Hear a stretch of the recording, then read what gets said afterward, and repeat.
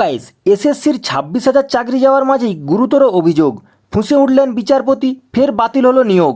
গত সপ্তাহে নিয়োগ দুর্নীতির অভিযোগে এক ধাক্কায় বাতিল হয়েছে এসএসসি 2016 সালের 25,753 জনের নিয়োগ। মামলাকারী তারিফ আলীর অভিযোগ, এসএসসির মেধা তালিকায় স্থান পেলেও নিয়োগপত্র পাননি তিনি।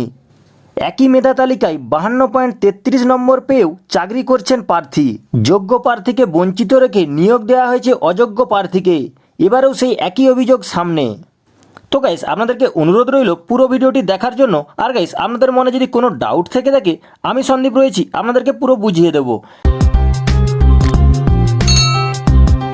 বিগত কিছু সময়ে অযোগ্য নিয়োগ নিয়ে বারংবার প্রশ্নের মুখে পড়েছে স্কুল সার্ভিস কমিশন এসএসসি। গত সপ্তাহে নিয়োগ দুর্নীতির অভিযোগে এক ধাক্কায় বাতিল হয়েছে এসএসসির 2016 সালের 25,753 জনের নিয়োগ। সেই নিয়ে উত্তাল রাজ্য। এরই মাঝে ফের অযোগ্যকে চাকরি দিয়ে কলকাতা হাইকোর্টের তোপের মুখে এসএসসি। যোগ্য প্রার্থীকে বঞ্চিত রেখে নিয়োগ দেওয়া হয়েছে অযোগ্য প্রার্থীকে। এবারেও সেই একই অভিযোগ সামনে। মামলাকারী তারিফ আলীর অভিযোগ, এসএসসির মেধা তালিকায় স্থান পেলেও নিয়োগপত্র পাননি তিনি। উত্তর 24 পরগনার বারাসাতের বাসিন্দা তারিফ 2012 সালে regional level selection test RLST দিয়েছিলেন। এরপর মেধা তালিকায় নামও উঠেছিল, তবে নিয়োগ মেলেনি। এদিন আদালতে মামলাকারী আইনজীবী জানান, ভূগোল বিষয়ে RLST পরীক্ষায় বসেছিলেন তার মক্কেল। পরীক্ষায় পাশ করে মেধা তালিকায় নামও উঠেছিল, তবে এরপরও তাকে নিয়োগপত্র দেয়নি এসএসসি। পরে নিজের প্রাপ্ত নম্বর জানতে চেয়ে RTI করেন মামলাকারী।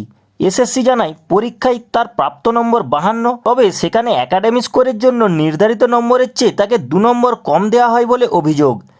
তারিফের দাবি, সঠিক মূল্যায়ন হলে তার প্রাপ্ত নম্বর 52 নয়, হতো 54। এরপরই এসএসসির কাছে সমস্ত নথিসহ লিখিত অভিযোগ এই প্রার্থী জানান। একই মেধা তালিকায় 52.33 নম্বর পেয়ে চাকরি করছেন প্রার্থী, অথচ তার প্রাপ্ত নম্বর 54 হওয়া সত্ত্বেও তাকে নিয়োগ পাওয়ার থেকে বঞ্চিত করা হয়েছে বলে অভিযোগ। তারিফের এই অভিযোগের কোনো সদুত্তর দিতে পারেননি কমিশন।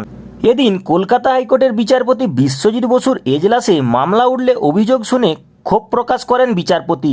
বলেন, এটা এসএসসির বিরুদ্ধে গুরুতর অভিযোগ। অ্যাকাডেমিক্সে নম্বর কিভাবে কমে যায়?